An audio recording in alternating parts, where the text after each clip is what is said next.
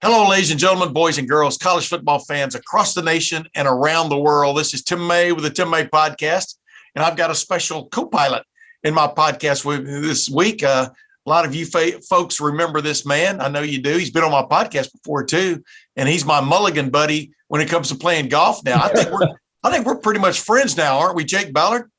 Oh, absolutely, we're friends. Why wouldn't we be? Well, when I called you my mulligan buddy, that's when you know you're a friend. Is when you play golf with somebody and you hit a bad shot and he goes, "Hey, hit another one." I mean, that's a buddy, right? That's a friend. That's a true sign of friendship right there.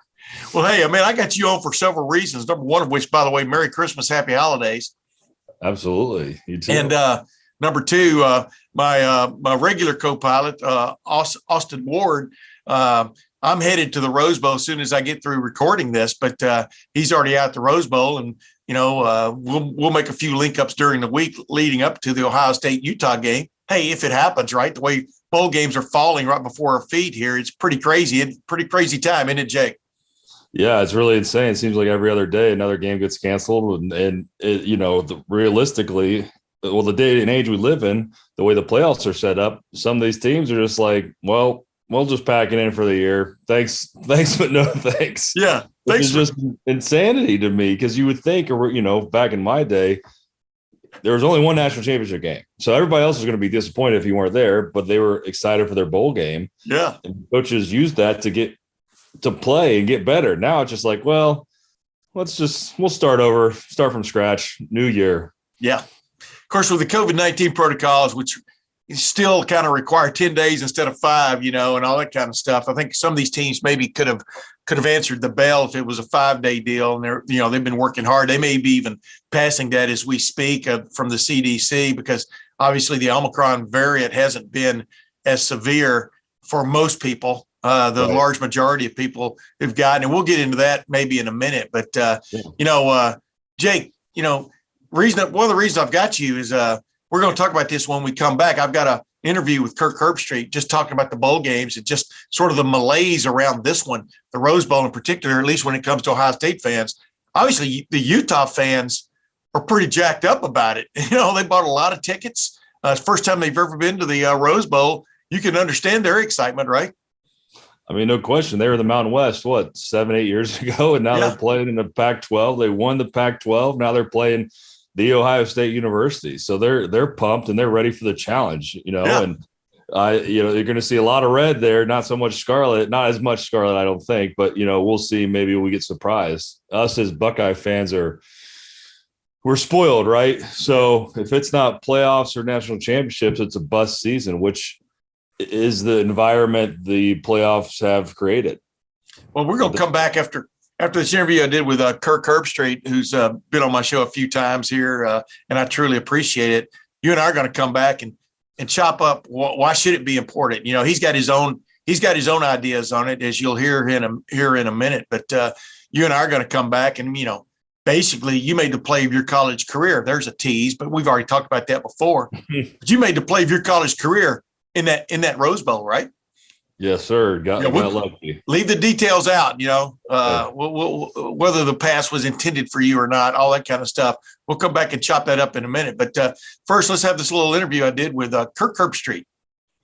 Hey, Kirk Herbstreit, welcome to the Tim May Podcast again, man. You're almost an irregular member. I appreciate you, brother.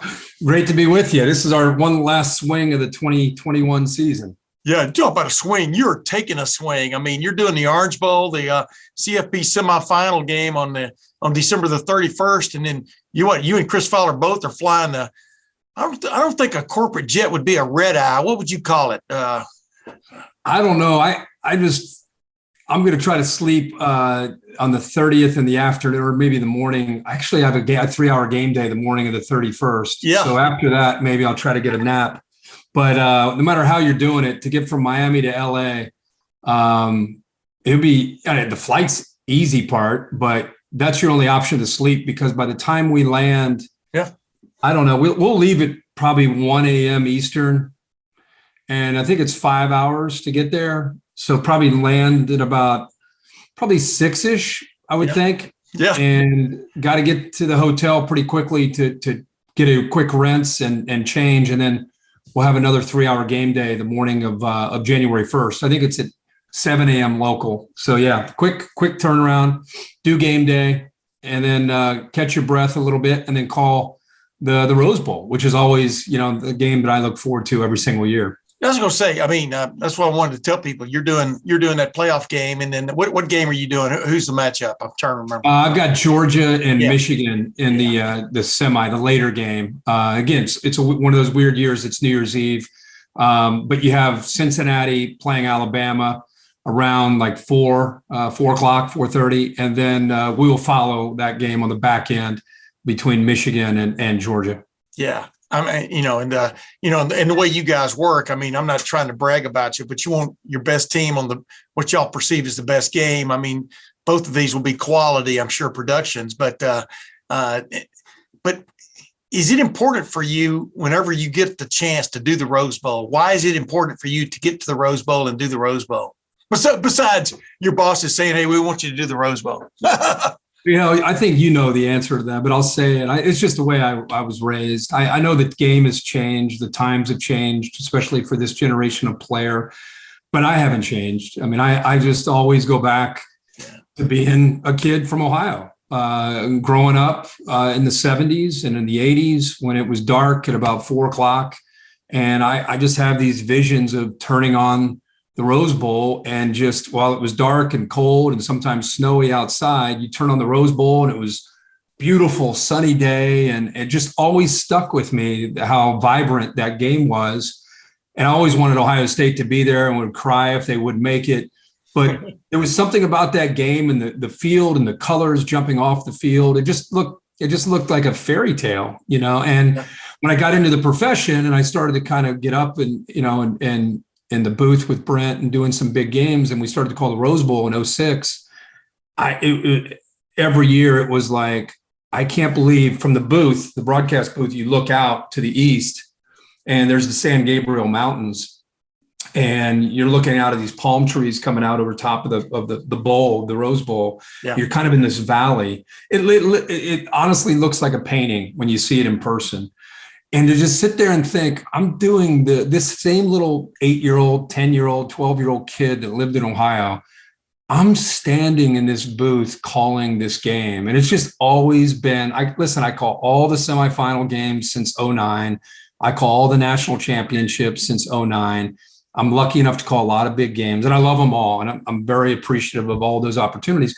But the nostalgia and the history, for me personally, is still a big deal. And so that's why I'm taking a red eye, or whatever we want to call it, from Miami all the way to Pasadena. Because if I'm breathing and they'll allow me, I want to call that Rose Bowl. And I don't know if I'll ever change that view. I've called the most in the history of the game of as analyst. Yeah. This will be my 14th this year.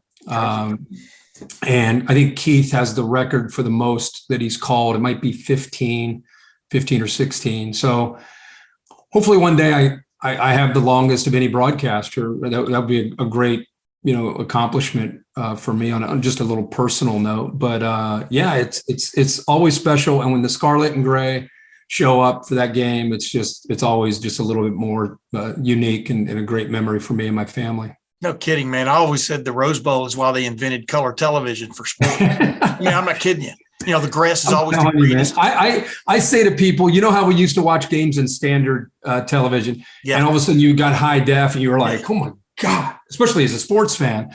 It's like going from black and white to high def, not even color. It's like, just so. And hopefully we do a good job, our production team. Hopefully people enjoy the way we do it. We've got all these different cameras. I think this year we're actually bringing in, first time ever.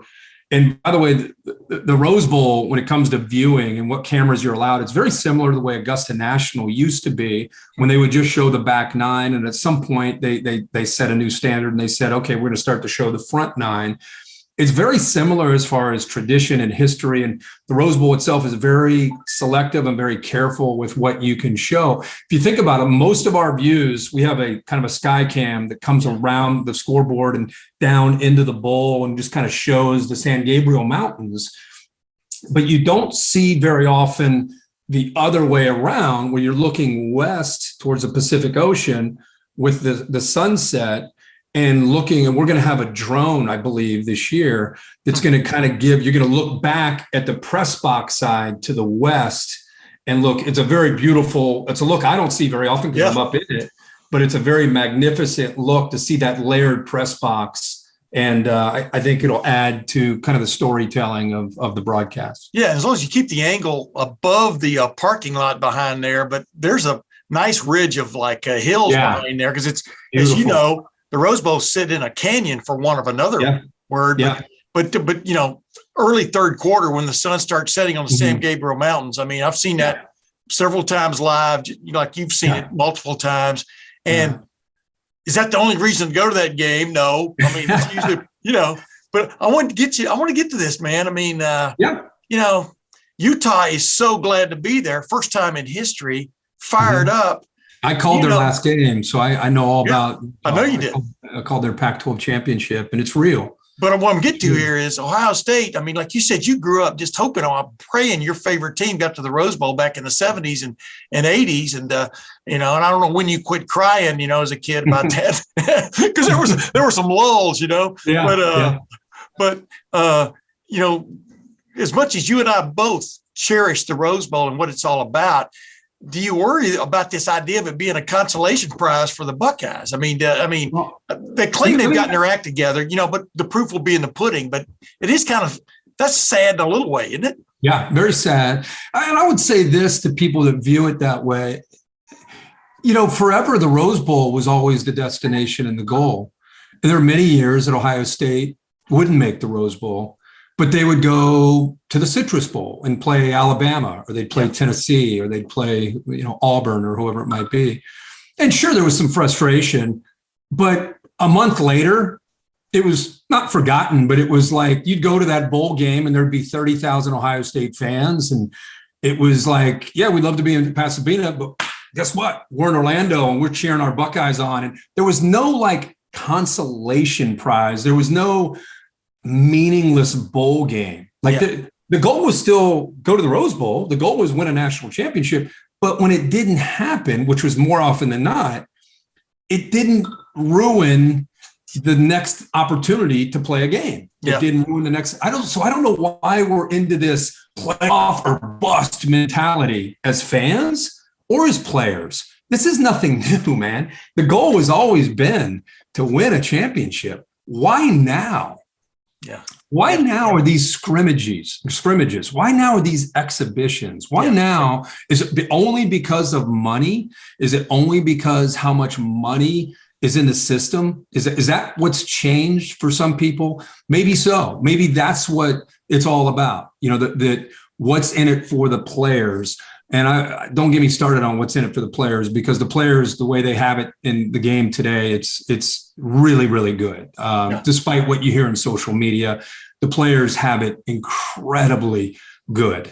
But I don't know why it's different now. When the goal has always been to, a school like Ohio State, to always win a national championship, always get to the Rose Bowl. And yet you talked about the law. There are many years that didn't happen. And you never heard this kind of energy about meaningless bowl games, exhibitions. Who can? Because when you're a player, you're a competitor. What's the difference between playing Akron in September and playing Utah in the Rose Bowl, which, by the way, from a rating standpoint, the national championship will rate up here. The two semifinals will rate right here. The Rose Bowl, depending on how competitive it is, could rate there or could rate just a notch below it. And then after that, there's typically a decent drop. And then you get to some of these other bowl games that are still very highly rated, higher than the NBA playoffs, higher than Major League Baseball. So you can say that, who cares? But again, if you're a competitor and you're a person that likes to go out and play football, I just don't know. If you're a first pick overall and you're going to go play in a bowl game and you don't think it's in your best interest, I'm not saying how dare you at all. And anybody who opts out and decides that they're not going to play, that's their prerogative. I just don't know why it's becoming such a trend, even with fans. Ohio State had 20,000 tickets. I understand we have COVID. There's a concern about what's happening with this newest variant. Yep. I understand it's expensive to go out there, but it's always been expensive to go out there. And I think they returned, quite a few tickets. So Yep. I don't know if that's COVID. I don't know if that's the expense. I don't know if it's a lack of interest. Like if Ohio State fans reached a point where it's either Ryan Day, you either take us to a playoff or we're not going to go to the bowl game. Like, is that where we've gotten as a program? And if so, that's a very, very sad state that I think we would look at ourselves and say, because there are teams that go 10-2 and have a great year. And I don't know, man. I think you just put look at the history of your school. How often are you at the playoff? How often are you winning that national championship? Sure, it should be a goal, but if it doesn't happen, are you just like, it's just foreign to me. It's completely what gets me is foreign the to fan. What gets me is the fans who get bummed out about it, because it's almost like in their lives, are they reaching the ultimate every day? Every year, are they, hitting their goals? Are they getting that? But Ohio State until 2002, we were. I know. We had from 1969 to 2001. You're talking about the 70s, the 80s, the 90s. Yeah. You're talking over 30 years of. Then, if that's the goal, then. But wow. There was no talk of it, though. There was no. It was, did you beat Michigan and did you win your bowl game? Yeah. That's what Ohio State fans. That's all they cared about. For 30 years, and so they hit the ceiling and they win it in 2002. And now I guess we're to a point where it's, hey, either get to the playoff or I don't really care. And I will never, ever, ever, ever, ever be a part of that. I am a college football fan. I love Ohio State. I'm a guy that watches these bowl games that everybody makes fun of. By the way, those same people that are making fun of the bowl games, they're watching too. All you got to do is look at the ratings. People watch these meaningless games. So I just think there's probably too many. Some of these bowl games that are on before Christmas, teams that are 6-6. I'm not necessarily a big fan of the system. I'm not saying there aren't concerns and some things that need to be ironed out and fixed. Obviously, I mean, the postseason right now is a train wreck. But it's college football. Yeah. Like how do you not want to watch? How do you not want to participate in being a part of going out? You lost to Michigan in your last game. You got a chance to go out to get that bad taste out of your mouth as a group on a big, huge stage, on a beautiful setting. I don't know. Sounds like a pretty attractive offer to me. Yeah, not only that, but get a glimpse of next year. You know what I mean? That's what's cool about a bowl game like this now. I mean, even back then when Ohio State wasn't in contention or didn't win the national championship, there was a kind of a sayonara to the seniors, but also a glimpse of what could be coming around the corner. Like Keith Byers returning that kickoff against Pittsburgh, in the Fiesta Bowl. Fiesta Bowl, Thad Jimison touchdown late. Yeah. And boom, next thing you know, he's off. Yeah. Isn't that funny that we can bring up the 1984 Fiesta Bowl, or whatever game, and we're sitting there like, oh yeah, I remember. It's like Chris Carter's, his rookie year, his freshman year, coming in and against USC and having all those receptions. Like there are just so many great memories. I think we're to a point now because of the transfer portal. We're to a point now where it's very, very rare to build a program and a culture. And Ryan Day does it as well as anybody, but I'm saying from 2021 and beyond, as we move forward with players that are just almost like free agency, they're coming, they're going. This isn't opt out for bowl games. This is like, how do you build a program? Yeah. And how do you build a program that's proud of the program, of its history, and they feel some ownership of its history? You build roots down into the program and you're there for 3, 4, and 5 years. And you want to go back as an alum and, go to Mirror Lake and look at the Oval and, oh man, this is where I asked my girlfriend to marry me over here. And like, now you bring your kids back. Like, is that gone? Like, is that history? Is it now just a transaction? I'm here for a year. See, it didn't work out. Going to the next place. Like, is that good for the game? Like, is that healthy? Hey, Kirk, for the game? I keep reminding people, I grew up in Alabama and in Texas and moved up here in 76, but to Ohio. But I keep reminding people between Gene Stallings and Nick Saban, there was quite the there was quite the lull, and everybody, all these Nouveau Alabama fans think, not only do they go to the playoff every year, they almost win it every year. And it's like, they may maintain with winning if Nick Saban is done, but, the guy in charge makes a big difference. But this idea that Alabama's always been there is nuts, and it's kind of like, and I even feel for Nick because, like, I don't necessarily like him lecturing the media all the time about the poison, et cetera, but the rat poison, but he is right. I mean, fans do have a weird perspective on games now that they didn't have when I was growing up. And it's crazy. I mean, but I want to ask you, in my opinion, I've always said the transfer portal was going to be a much bigger deal than the NIL, because if you go anywhere, you're going to get an NIL, but the transfer portal had the chance to really change the way you look at college football. I'm talking about from a fan and whatever, but I didn't know coaches were going to get involved in the transfer portal too. This has been you got to admit, this has been this may be the craziest year ever. I mean, how do fans latch on to somebody now and know they're going to be there, the next year? Are you concerned about that aspect of it? Oh, yeah.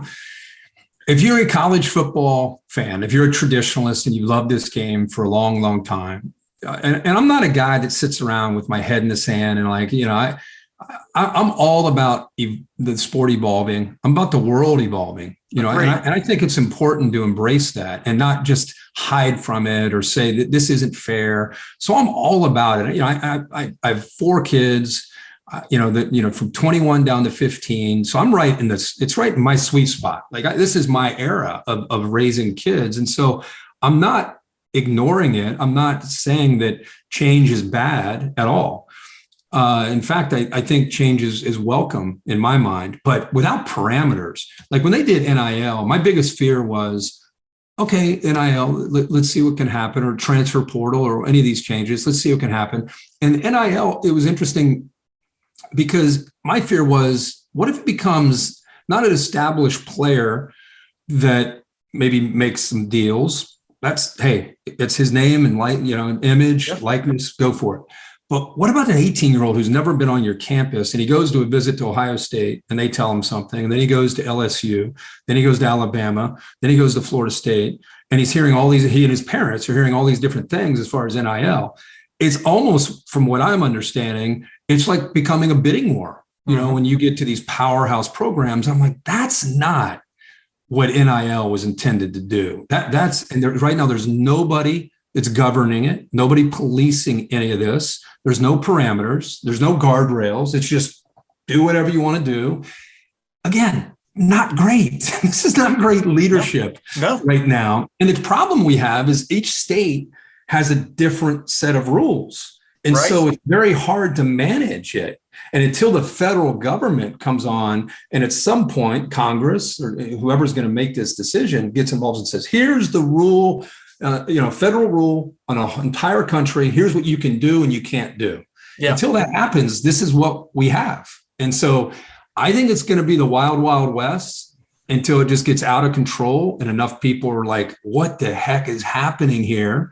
And then at some point, you got to believe Congress will get involved and have some kind of ruling. But that might take, politics work. That may take 2 or 3, 4 years. Yeah. So this is what it is for the time being. And here's the situation though. The NCAA kept kicking the can down the street, thinking it would almost go away. I mean, I'm not just talking about Mark Emmert. I'm talking about NCAA is the institutions, and they kept, and they could have set rules that would have allowed NIL and with governance around it.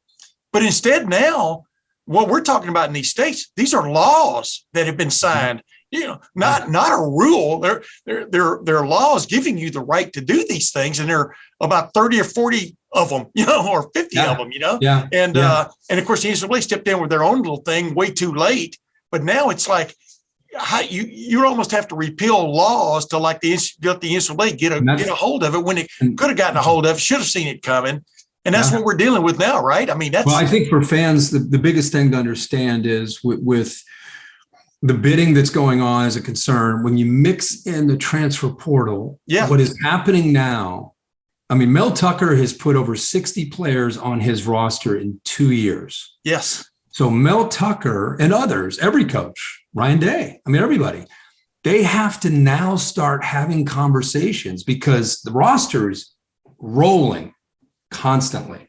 So now you're going to go up to that guy in his second year or his third year, and it looks like he's not going to play.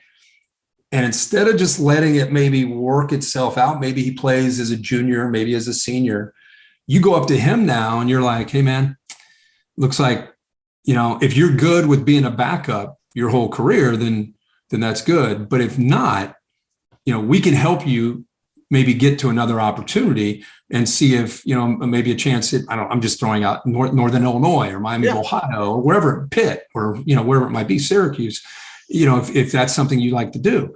So these coaches are being put in a position because they need to make, there's so much inventory coming in with these portals, but you can't stack it up to 120 guys. So you got to clear the deck. Yeah. So you have to have some really uncomfortable conversations with some guys and hoping that they'll take you up on, you know what, you're right. It's not working out here. If you could help me get to this school, that would be great. And they're gone.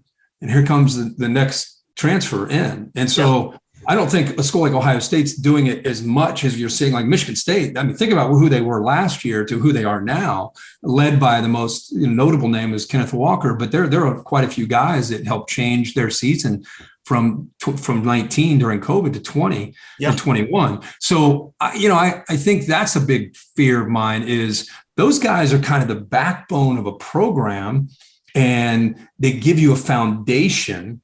Maybe they're not known as much to the public, but now you're asking those guys to leave, or even walk-ons, like the walk-ons that start to kind of rise up and start to contribute and look like they're not just scout team guys, they're traveling. They give you solid backup in case you're in an emergency. Those guys now are like, hey, I'm going to go play at Miami where I have 2 years of eligibility. I'm out of here. I'm going to go play. So it's just such a weird time. Yes. Sport. Meanwhile, the game itself, I don't know if you remember a season that was more exciting than what we witnessed in 2021. So that the product is off the charts, but all this stuff going on and all at once. It's not one ingredient. We'll manage this. It's like 9 ingredients being mixed into this thing. And it's, I know the leadership around the country, the athletic directors, the coaches, the conference commissioners, the presidents. I know everybody is very concerned with trying to embrace this and trying to kind of figure out where we're going next and trying to take care of the tradition of the sport. Yeah. I asked Ryan at one of the press conferences in this past month, I said, do you feel like you're at this moment, you feel like you're standing in the middle of a tornado, you know what I mean? And because there's so much going on, you were early signing period, although it's not really early signing period. This is the primary signing period now in December. And then they add on some guys if you have anything left. But back to what you just said, see, I've said this on my podcast a million times on other radio shows and stuff. Mel Tucker set the blueprint on how you change a team in 1 year, free agency market, whatever you want to call it.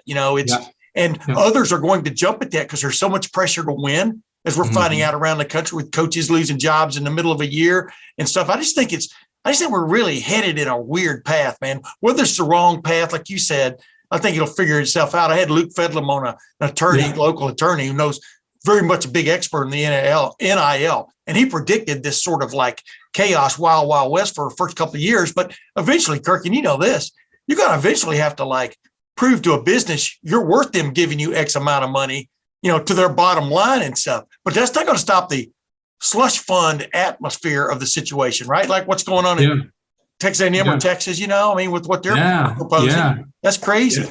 It's crazy. Just absolutely crazy when you allow, you always used to hear rumors that certain schools or conferences are cheating or whatever it might be going on. And I'm one of those guys. I've never really witnessed it, so I'm always incredibly naive to it. I always like to give people the benefit of the doubt until I just see it firsthand or know something. But there's always been, and now, whatever your perception was of a certain conference, now it's legal. Yeah. Now it's like, you get 15, 20 guys together, they all put in $1 million or whatever they're going to put in, and now they can legally go and say, hey, look what we got here. Look what we got put together. I mean, this player can be a spokesman for our rah-rah group, I mean, name you like this deal.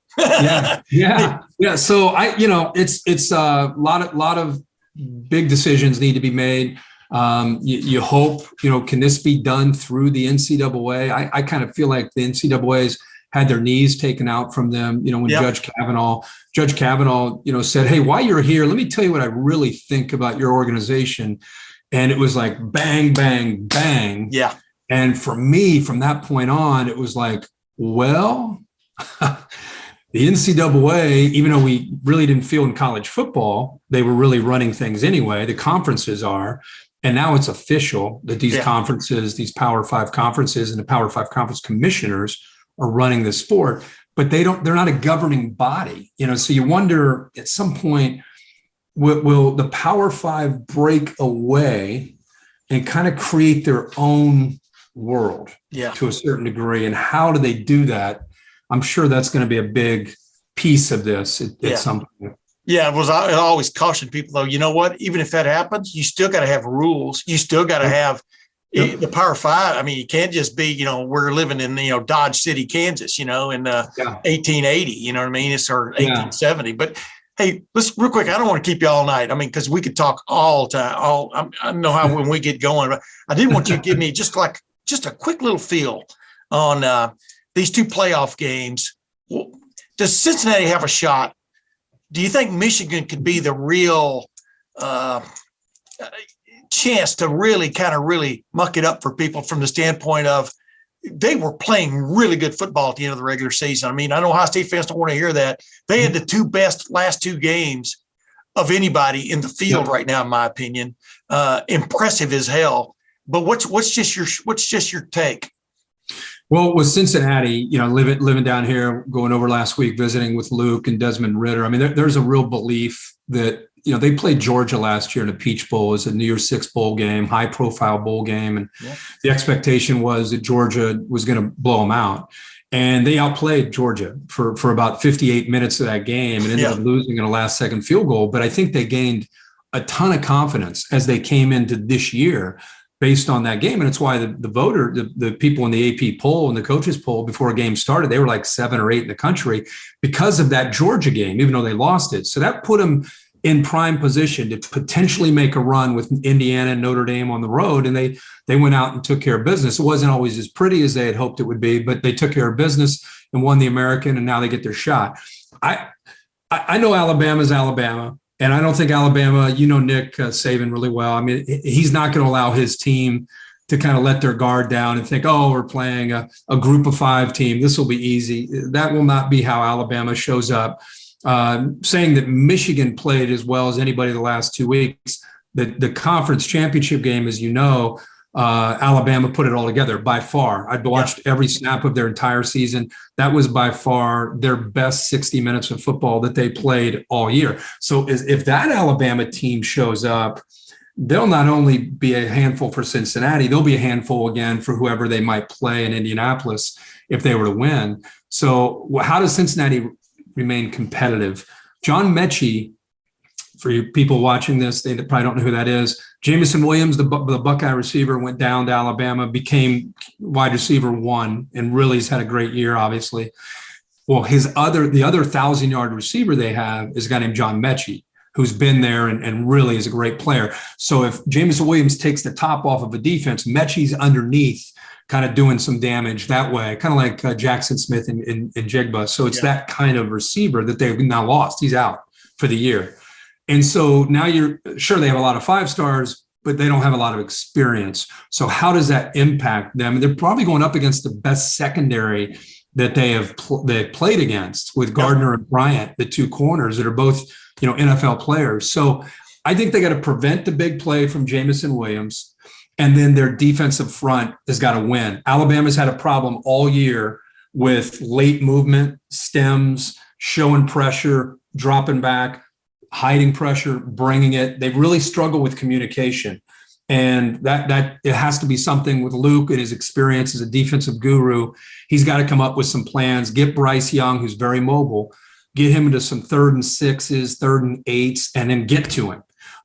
So that I think that's a big key. And then can Desmond Ritter be an X factor. When Alabama struggles, the quarterback's creativity, his mobility, getting away from pressure, making a play here, getting away from pressure, scrambling for 7 on a 3rd and 6, that has to be on display. And then they have to do a lot to try to hope that Bama has had a problem communicating. Yeah. They've had a ton of busts in coverage at linebacker and safety. So you got to do a lot of pre-snap movement with motions and different formations to try to affect them. All that stuff has to happen, I think, for them to win this game. I think they're going to be more competitive than people think. I do too. But I just because of Luke Fickell and his team is a veteran team that believes in themselves. So I'll be surprised if a game gets away from Cincinnati. But to win it, defense has got to come up with some takeaways, and Ritter's got to be the difference, scrambling around and making plays. Yeah. I just keep thinking about that Alabama-Auburn game. I'm just going, dude, they're done. They're done. They're a ridiculous drive and a couple of penalty calls away from being not in this thing, and now everybody's thinking they're the team to beat. I mean, it's crazy how things can change. They were more like the Auburn game for the season, than they were like the Georgia game in the SEC championship. That was Alabama. I mean, not maybe to that degree, but give them credit. I mean, rivalry game. Offense was atrocious for 59 minutes. Minute to go on their own 5.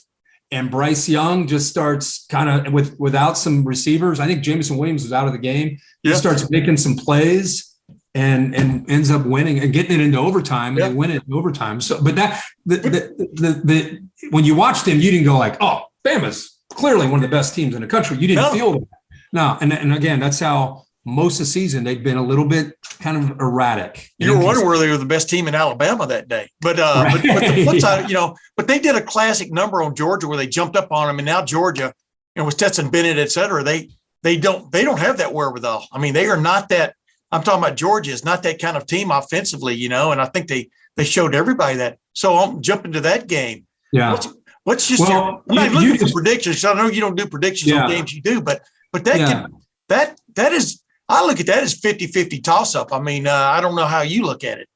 Well, I've been around the Georgia team this year, and I think that they've got a unique connection, especially on the defensive side of the ball. My hunch is that they're not thinking about opt-outs. They're not thinking about agents. They're not thinking about the NFL. My hunch is they were humiliated, especially the defense, with the way they played against Bryce Young.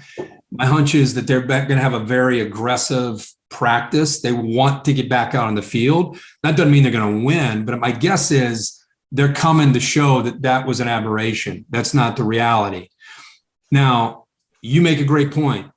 How does Jim Harbaugh, with 4 weeks off, throw in the award shows, throw in the holiday, throw in COVID, and everything's just different, get out of that routine? But they were playing their best football in their last 2 or 3 weeks of the season, and they wanted it. Like, one thing, whether you like Michigan, you hate them, whatever, you have to tip your cap to Aiden Hutchinson and the Michigan team when they took on Ohio State. Yes. There was like kind of a not today kind of attitude about them that carried over to Indy against Iowa, because I thought, so much emotion against Ohio State, maybe they'll let down. But no, they were on a mission. So are they able to recapture that? Was their mission to beat Ohio State and win the Big Ten?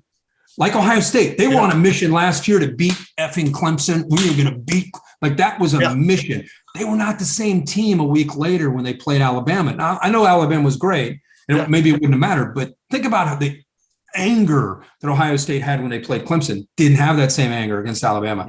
Yeah. Can Michigan have that same buzz and energy that 97 has played with most of this year, or has he accomplished his goal of winning the Big Ten? That's a big part, because if he and that Michigan team come in with, we're not even thinking of being done kind of attitude, we're just getting started and it's real. Yeah. And that's a game that I want to watch. The analogy I always use is when you climb Mount Everest, you've got to think about the round trip. Because if your only goal is to get to the top of the mountain, you got a hell of a surprise coming back down. You know what I mean? So you got to be psyched for that, because beating Ohio State and then winning the Big Ten, which they hadn't done either one of those in a long time. You can't let it just like Ohio State when it won the game of the century in 2006. You know, they were not the same team when they played Florida. Yeah, Florida had a lot, but it was the exact same. And Kirk, I just want to get to, man, Dauber. The word I like to use is Dauber, man. You got to have your Dauber up in these big time games anymore.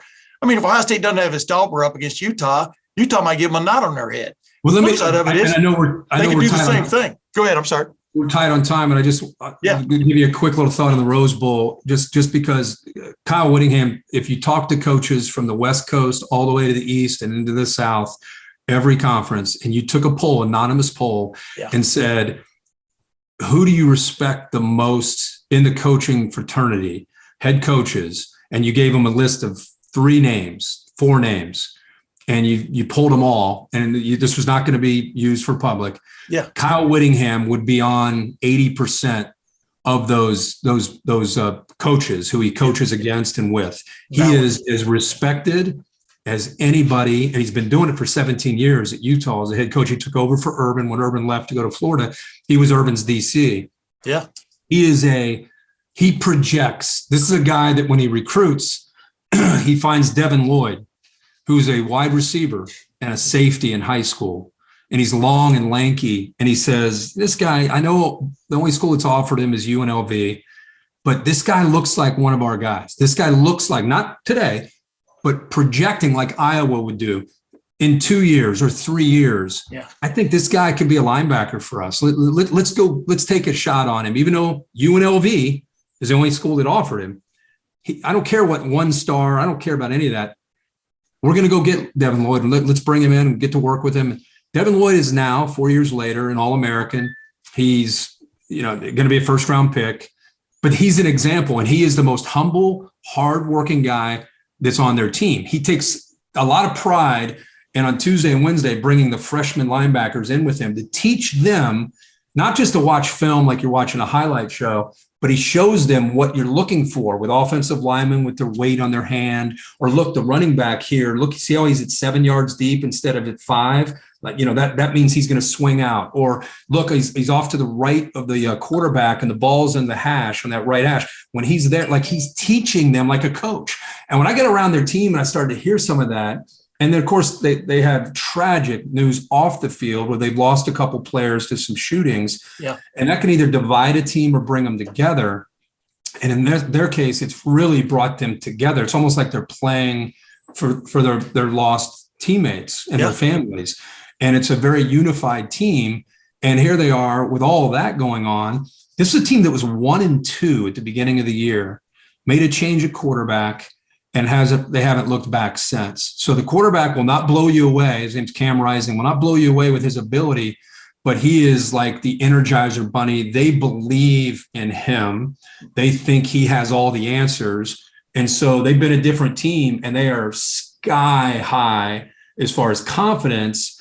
And they're going to the first ever Rose Bowl. Now, I'm just saying all that because you're right. If Ohio State shows up and it's like, man, I can't believe we're not in the playoff, or because it's not showing up the day of the game excited, because you're going to do that. You're going to look around and be like, oh my gosh, let's go.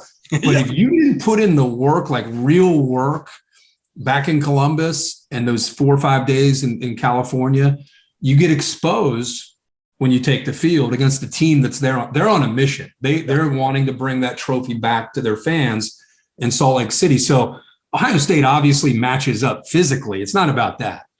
This is a physical team. They want to win the line of scrimmage. Utah, they pride themselves on winning the line of scrimmage on both sides. So it'll be fun to see how Ohio State matches up there. But Ohio State's skill obviously gives them a great chance. CJ, I don't know who's going to play, who's not going to play. You hear all these rumors about the receivers and things like that. We'll see how that plays out. But I just can't wait to see how Ryan Day gets these guys up to play this game because that's the $1 million question: is can they show some resilience? The idea of an analogy of a prize fight, Utah is going to come straight at them. You know what I mean? And stop me if you can. I'm going to get inside. I'm going to throw uppercuts, and we'll see if you can handle that. You're the Apollo Creed. You've got this little fancy little jab and all this kind of stuff outside. But can you get in there and hang in there? Because obviously Ohio State's last time out, it got beat up, by Michigan. And I wrote a story about that, middle of the month is like, they know, everybody knows what the blueprint is here. Can you alter that blueprint? That's what they're looking at. Hey, Kirk, real quick, playoff game against, the Orange Bowl, the Rose Bowl. Then you and Chris are doing an NFL game the next weekend. And then you're doing the national championship game. Are you living the high life, or are you going, oh my goodness, when am I going to do my laundry? I'm definitely not living the high life. I'm just trying to get to the next for day. a football guy, you're living the high life, aren't you? Oh, I'm living a dream as far as my job. Yeah. To call the semifinal game and then the Rose Bowl and then regroup a week later, get a shot to call an NFL game, which is a flex schedule. So we have no idea what game we're calling. It's ESPN has been told they're going to get They're going to get a what? Where we'll be or what game it is, but we'll be there. And then once we call that, like you said, right after that game on Saturday night, we'll fly over to Indy and get ready for Monday night's national championship. So yeah, it's a heck of a 2-week run. I'm incredibly blessed and fortunate to be in the position that I'm in. I never have taken it for granted. I never will. Just incredible to think, seems like yesterday I'm sitting around with you and Dom answering questions, getting ready to play a game, with reporters and just hanging out. And I feel like I'm the same exact guy. I just happen to be traveling around doing these games, and it's crazy. The whole thing's crazy. You are still the same guy, but when you become famous, you got to put up some kind of fencing, you know what I mean? You can't just let every dog go through the neighborhood, you know what I mean? But Kirk, you talk about, I really appreciate you, man. Every time you come on with me, I totally appreciate it. And I hope you have a very successful run there, because I'm talking about that 4-game sweep, man. That's any broadcasters, I think, bucket list, don't you think? Yeah, I'd like to think. I don't know many people that made a run like that in 2 weeks. So we're excited to do it. And then, the great thing is starting January, whatever it is, 12th, 11th or 12th, whenever that Tuesday is, I put down work and I'm living in Ohio now in Cincinnati. So I can get up and I can see Ohio State hoops. Hopefully COVID and everything is contained, but if it is, I go into fan mode. So I'm going to get up with my son and watch Ohio State hoops, go up and watch Blue Jackets. And just kind of, that's my way of kind of decompressing after a crazy year. Yeah. And by then the month of December will be in the Columbus Blue Jackets rearview mirror. Cause oh my goodness, you know what I mean? Wow. Yeah. Hey, yeah, it's been a tough stretch. Yeah. Kirk, appreciate you, man. I'll see you out there at the Rose Bowl, man. I appreciate you coming on with me. Yep. Can't wait. See you, buddy. Man. Happy New Year. Well, I appreciate Kirk Herbstreit joining the Tim May podcast again. And Jake, I appreciate you being on with me, my man. Although the way this plane is flying is tilting a little bit to the right there, you're in that co-pilot seat. Everything okay over there? Yeah, everything's good over here. I outweigh you by quite a bit, Tim. So yeah, you do. And you out-hit me. You out-hit me by quite a few yards, We'll get into that in just a minute. But just when you played in that Rose Bowl 2009 season, 2010 Rose Bowl. Why were you guys jacked up to be there? Obviously, you guys end up beating Oregon. I can't remember if that was an upset or not. I can't remember exactly what the odds were going into that game, but you go ahead. I think we were the underdogs. Yeah. At least that's how we felt. Maybe we weren't ranked. Maybe we were ranked higher. I can't remember. But all week we felt like all bowl practice we felt like the underdogs, because Oregon was this phenomenal team from the Pac-12, and they had a great quarterback in Masoli who could run and pass, and it's a couple of good guys, skilled positions. LaMichael James was their running back. LeGarrette Blount was their running back until he punched the guy from Boise State and had to sit out all year, but he was back for our game. Yeah. We were riding high. We had an up and down season. We started off with a tough loss to USC in the shoe, which we probably should have won, a last second drive by USC to take the lead and win.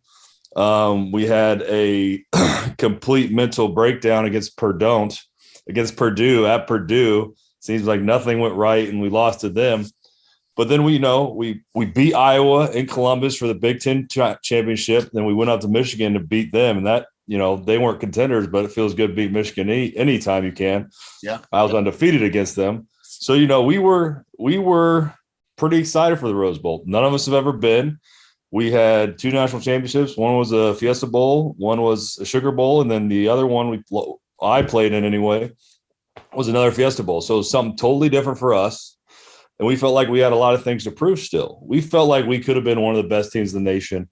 And we were excited for opportunity to go beat Oregon. And that same year was a year that Texas and Colt McCoy played Alabama in the national championship.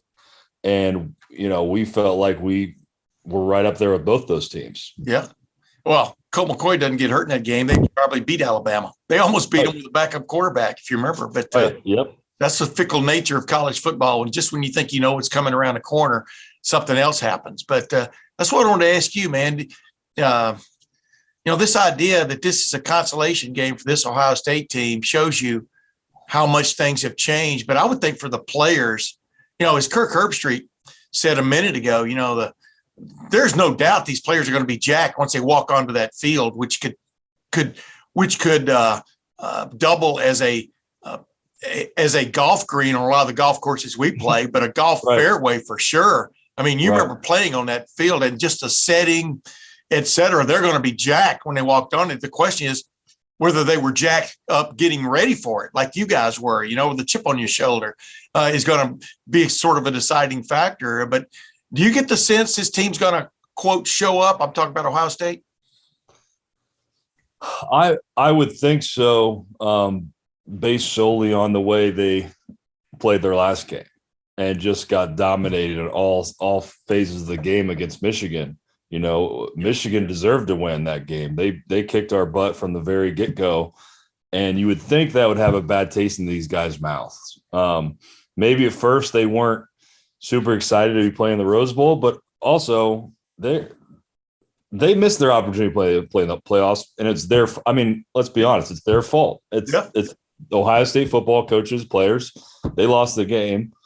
So I would think that they want to go out and prove, the country wrong, that they aren't this soft team, this finesse team who has a bunch of skill players and can't win the physical battle. How much would that grate on a football player?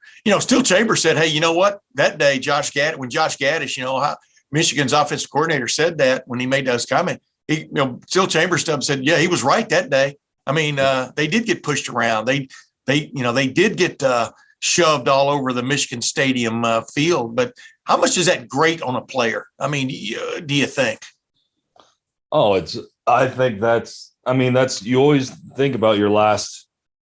Well, when you're playing, you think about your last time out. Well, it doesn't matter if you had a good game or not. You lost the game, and you're going to feel terrible about it. Even C.J. Stroud had a heck of a game.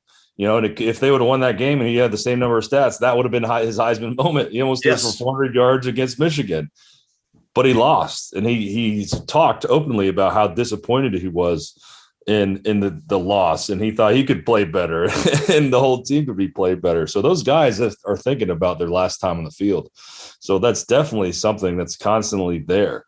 And these coaches are not going to let them have the easy way out. So you think they're going to keep them focused throughout the playoffs or the bowl practice, that is. Yeah. Hey, I'm trying to remember 2009 for that Rose Bowl. Did y'all have anybody not play, just opt out? I'm trying to remember. No, that wasn't a thing back then. That really just started to become a thing more, I don't know, last 5 years or so. Right? Yeah. Bradley Roby, I think you had a hamstring pull, whatever it was in the 2013 season going into the Orange Bowl, where he was probably going to be going against Sammy Watkins Jr. Right, but could have used him. Yeah, there have been a couple of guys who've missed the games for whatever reason, but Denzel Ward, of course, supposedly made up his mind, just before the Cotton Bowl there against Sam Darnold and USC back, what was that, 3 years ago, Although it seems like with what he wore to the game, he had already made up his mind a while ago. Right. Exactly. But do you understand why, like, if there are players, which as we record this, no one has confirmed they're not going to play. The feeling is possibly Garrett Wilson, Nicholas Petit-Frere, and possibly Haskell Garrett will all skip this game for one reason or another. Haskell Garrett got banged up, as the year went on and stuff. But you can understand what's at stake for those guys, right? With the only thing riding on this game being pride in a Rose Bowl trophy. Oh, I understand 100% where they're coming from. If I'm Garrett Wilson, I've put a resume together this year that's one of the best in the country. At this point, I have nothing to prove. Yeah. Now it's just working on little things to get ready for the combine, techniques about running the 40, running routes, all that stuff to just improve his position because he's going to be a first day pick. They're saying he might be a top 10, maybe slip in the top 5. I don't think top 5, but I think he could definitely be a top 10 guy. So from his standpoint, I would completely understand. And as a Buckeye fan, I'm okay with it because I know who the receivers we have. Yeah. If the same thing with Olave, if he decides to bail out too, I get it. Money's important. You play football at Ohio State to make the NFL to create a life for yourself. And I get where those guys are coming from. Haskell Garrett, I guess I'd understand too, especially he's beat up. But for Haskell and Nicholas Petit-Frere, I guess I would think they wouldn't want their last game on film to be the Michigan game. Yeah. Just getting absolutely rocked all game. You know what I mean? So I would think that they would take the mindset, look, I got to put another good game on film and also help this team win. And that's what my mindset would be. But I've also never been in the position to where I thought I might be drafted high. Yeah. So it's tough. Yeah. But you played in the Super Bowl after, with the New York Giants, won a Super Bowl ring with the New York Giants. Were you a preferred free agent? I'm trying to remember. Yeah, I was preferred walk-on. Yeah, that's exactly right. I was an undrafted free agent, and I signed right after the draft. But let me tell you, I've told you this a million times. We talked about this when you were on my podcast once before. Just based on one catch, I would have drafted you, And you and I talked about, the guy sitting in the stands. And what I'm getting to here, ladies and gentlemen, is the catch he made, pass from Terrell Pryor, that sustained a drive, kept a drive going. One of the great catches in bowl history for Ohio State, in my opinion. If you just talk about bowl games, when you climbed the ladder there, and Jake, you were up for that game. That was a huge game for you and for a lot of reasons, right?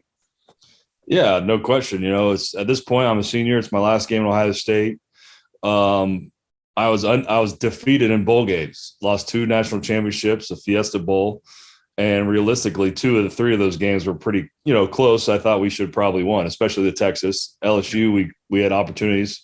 Florida, I wouldn't say that. We just kind of got outplayed, outcoached anyway. But I was up for this game. It's my last time to wear scarlet and gray. Like I said, as a team, we were excited. Back then, only 2 teams could go to the national championship. So there wasn't this, oh, man, we should have made the playoffs, and now we're going to the Rose Bowl. It's like, this is the Rose Bowl. And all the players of this time knew how important the Rose Bowl was. And I think that's what the players today don't understand because it's just not the way it is anymore. Yeah. Yeah, your head coach was jacked to be there. Jim Trussell, all he did his whole time at Ohio State was preach tradition, what it means to be a Buckeye, things like that. And then there you are, you're basically it's hallowed ground as far as Ohio State fans are concerned. What's it like walking out? Maybe somebody who doesn't play in this game, let's say, but what are they going to miss? What is it like walking out onto that into that stadium and onto that field? What's that? What do you remember about that? Very surreal moment with just goosebumps and excitement and a little bit anxious, but not the bad anxious anxiety, just the good anxious, and the bands all over the place, stadium filled, the sun coming down over the mountains there in the low light of the early evening. I remember game day being there and just scarlet and gray, a lot of the stadium, and just the condition of the field. Like you said, the grass was unreal. nothing that we like. Yeah, we played at USC a couple of years before that in the Coliseum, and that was nice. But this is the Rose Bowl, and like you said before, Tressel definitely was excited to be there. Tressel always remembered the past and got pumped up for that, and it was really big on tradition. This was his first Rose Bowl game, which is crazy.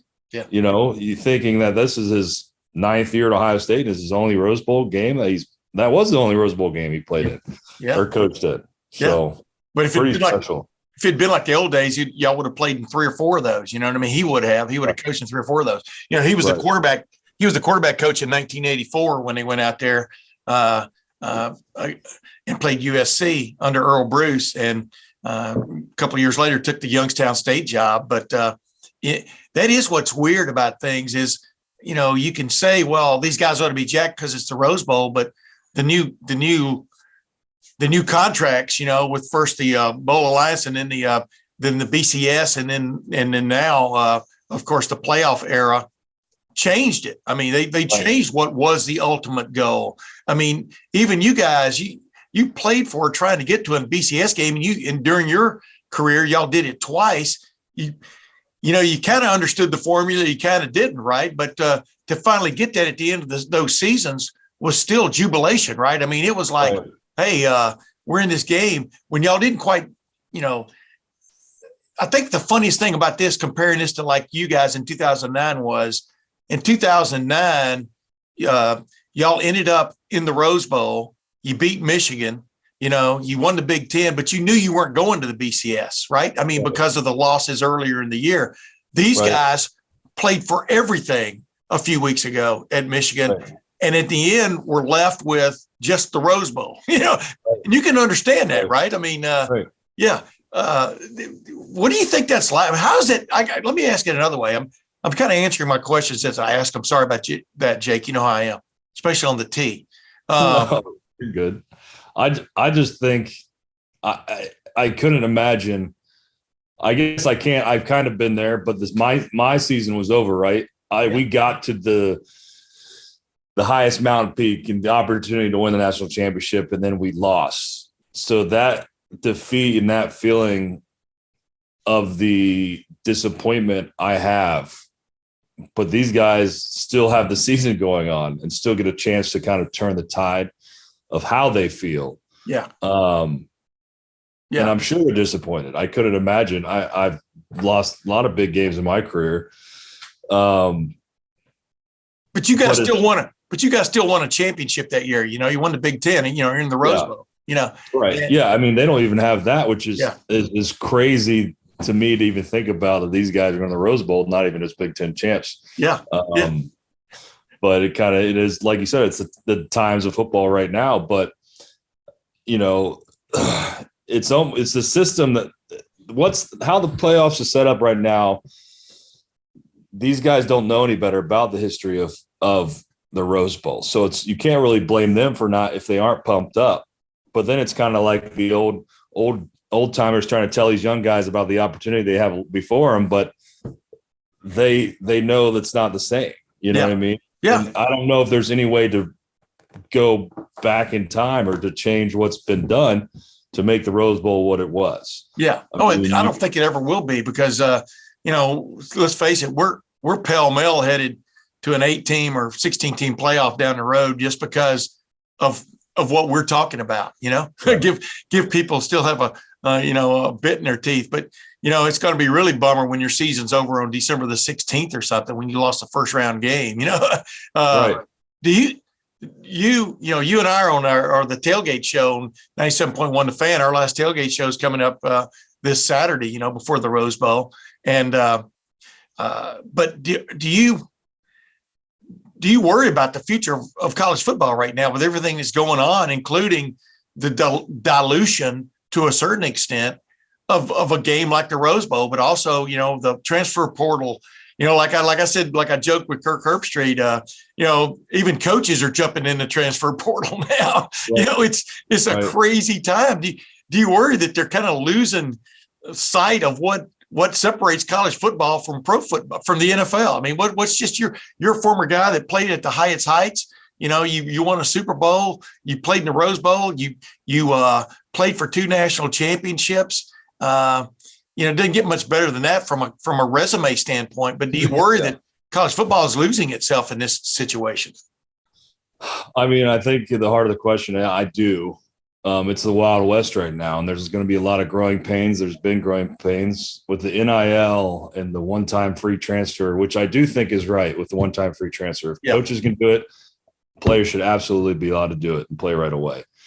But I think it's getting to the point where, and you know this, the coaches almost can't coach these kids as hard as they should because they got a tippy toe around them because if they make them mad or get them upset, they could just transfer. And that's tough for me because there's a lot of good kids who need some hard coaching nowadays. But, some kids are soft. But then there's cases like Joey Burrow transferred out, it paid off. And there's kids that are going to go to other schools that just Jameson to try Williams. Jameson Williams, exactly. So, but I am kind of worried about where it's going. It's definitely, I think, lost a little bit.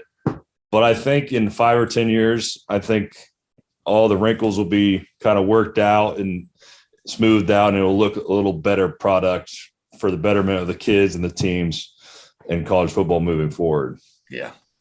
Now let's go back to my original premise here. What is it like to make a huge play on such a, like you said, a surreal surroundings in the Rose Bowl, your last college game? Take us through that play. People have pictures of that up on their wall in some places. You know that, right? I imagine you've signed a few thousand of those along the way, copies. But just take us through that play. What was called in the huddle, sort of, if you remember. I hope it wasn't Red Right 88. That's the Cleveland Browns famous play. By the way, I was standing it was like minus 51-degree wind chill. I was standing about 50 feet from the Raider guy that intercepted that ball in the end zone in the old Cleveland Stadium back in whenever that was, 1981. But I was covering that game. But I digress. What's it like? Well, take us through that play. What do you remember about it and how it still resonates with fans, man? So it's funny because a lot of people would think, if they don't remember how the play started, they would have thought I would have been, on the end of the line in a normal tight end position or maybe split out. But I actually started in the backfield. I was in the backfield next to Terrell, and I don't remember the play call, but my assignment was to check the Sam. I had protection, so I was checking Sam to safety. If no one came, I'm running the flat. Well, they didn't come, so I'm running the flat. As I'm running the flat, I see Terrell start scrambling. So scramble rules, you turn upfield. So I turned upfield, just started running straight. And you keep your eyes on the quarterback the whole time, right? So I kept my eyes on him and was just running, and I saw him launch the ball. So in my mind, he's throwing it to me. You're not paying attention to what other guys are at on the field. And I just went up and got it. And like anything else, I was a hungry tight end ready to get ready for passes. This is my last game, so I wasn't going to let this one slip. But if you look back on the film, you had Lamar Thomas coming over the top, and I honestly think that's who Terrell was throwing to. I don't think he saw me running up the sideline. Yeah. And who knows, if I wasn't there and I didn't go get it, would it have been intercepted?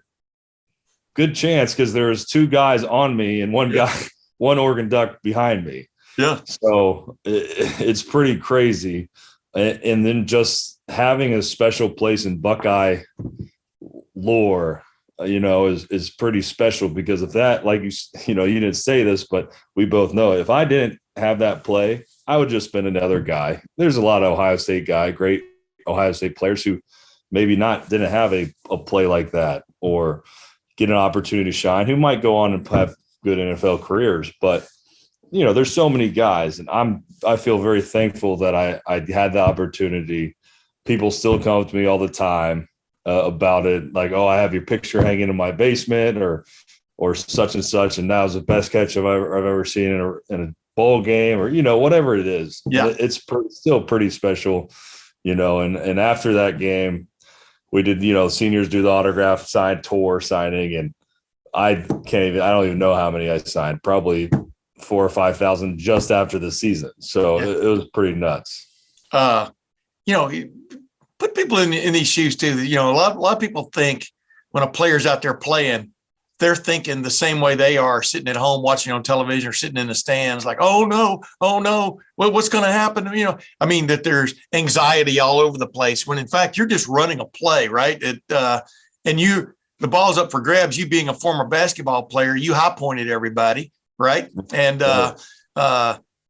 when you're in the play, you're not thinking about the drama of the play, right? I mean, you explain to people what's going on there. No, yeah. I mean, it's a reaction. You're not thinking about, oh, if I don't catch this, what's going to happen? Or, oh gosh, is this to me? You're just playing the game because you're used to it in practice. You're taking reps. In any good player, you would think they'd know quick memory, right? Good or bad play, it's on to the next one. And in a game, you don't have time to think about, oh, I had a great catch that play. Well, we're driving the field to try and score to go up by even more to seal this game. Yeah. So, I caught the ball, threw it back to the ref, ran back to the huddle to get the next play. And a couple plays later, Terrell threw a great ball to DeVere Posey, and that really sealed the deal. I think we went up 26 to I can't remember right now. Yeah, I don't remember either. I just know you won the game. We were already winning, but we went up by 2 scores at least, or 2 possessions. I just remember DeVere Posey explaining that too. You remember the lights in the Rose Bowl Stadium were kind of low. You know what I mean? Yeah, real low. Yeah, and DeVere Posey. I remember him explaining when he caught that ball, he looked straight back into the lights, and he just put his hands in his arms where he thought the ball was going to be. Because the last time he saw it, kind of like a center fielder, and the ball ends up there and he catches it. It's like, all these little nuanced things come into play in big moments, and it's kind of crazy, was there a moment though, right after that catch? Cause I remember, I used to fly airplanes a long time ago when I was in my teenage years. And, I had an episode in an airplane I won't get into, and it should have scared me to death at the moment, but I handled the situation, and then 10 minutes later, I started shaking because that's my subconscious became my conscious, and I realized what jeopardy I had been in. Right. You know what I'm talking about. Yeah. Not exactly like running a pass route, but I started shaking. I didn't know if I was going to be able to land or not, and but I finally calmed down. Obviously, I'm here, right? But did it strike you later, 10 minutes later or a few minutes later, or when we were asking you about it in the post game, when did it hit you that you had done something remarkable? I honestly don't. Probably after the game when I was getting, asked to go do all these post game commentary and interviews with the TV stations, because that usually wasn't my role. They want the guys who are making big plays or making a lot of plays. My whole career at Ohio State only had 33 catches, so I was like, okay, that must have been a pretty big play. And I'm not even thinking about that. I was more riding the high of winning the Rose Bowl, because I never got to win a bowl game. And getting recruited to Ohio State back in early 2000s, 2003, 4, or 5, if you would have told me, hey, you're only going to win one bowl game in Ohio State, I'd be like, you're crazy. I'm going to at least win more than lost. And then one of them will be a national championship, because that's just where Ohio State was then. And, that's where they're at now. Yeah. So it was just surreal. But I just celebrating with your teammates, you know what I mean? And being together was very important. Well, it's funny, and I'll let you go after this. The last time Ohio State won its final game of the year was the 2018 season when they won the Rose Bowl, and Urban Meyer's last game at Ohio State. Obviously, they lost two. They've lost in the college football playoffs the last previous 2 years. One time to Clemson and one time to Alabama in the championship game. And This is a moment, right? I mean, you're going to remember. As a player, these guys, like you said, the seniors, the last time, whether they're seniors or guys leaving early, they're going to remember this game for the rest of their life, right? One way or the other. Yeah, and they will. They'll know the feeling going out of the season.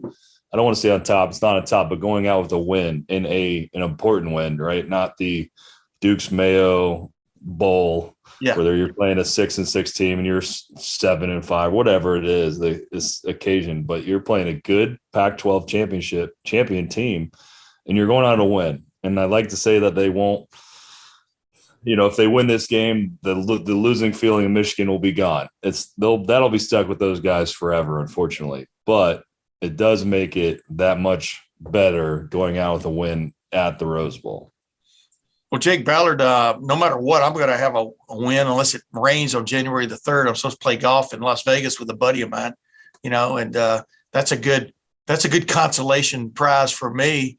You and I hooked up many times this year with Paul Spahn and Dane Sonsenbacher and Dave Holmes at different times. And we're really looking forward to having a full calendar of golf this coming year, right?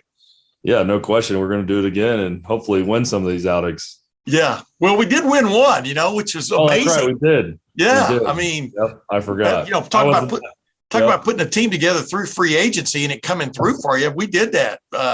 I'm looking forward to it. But the other thing I'm looking forward to is, you and I are both, me being your quote manager and you being the talent.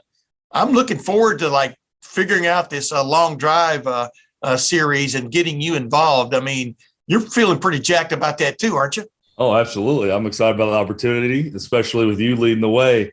I've been working on the mechanics and the stroke and getting my launch point at 15 degrees. And I got this new driver. So we'll be getting it done. Yeah. Ladies and gentlemen, as I like to remind Jake, all you got to do is hit that grid one time with your best poke. It's 1 out of 7 still wins, or 1 out of 8.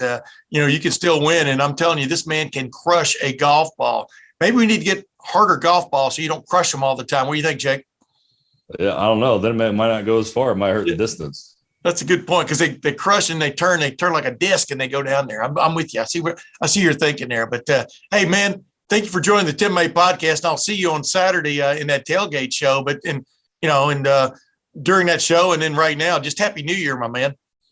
Happy New Year to you. And yeah, I'm looking forward to the game. Utah's tough, man. They got a lot of big guys up front on both sides of the ball.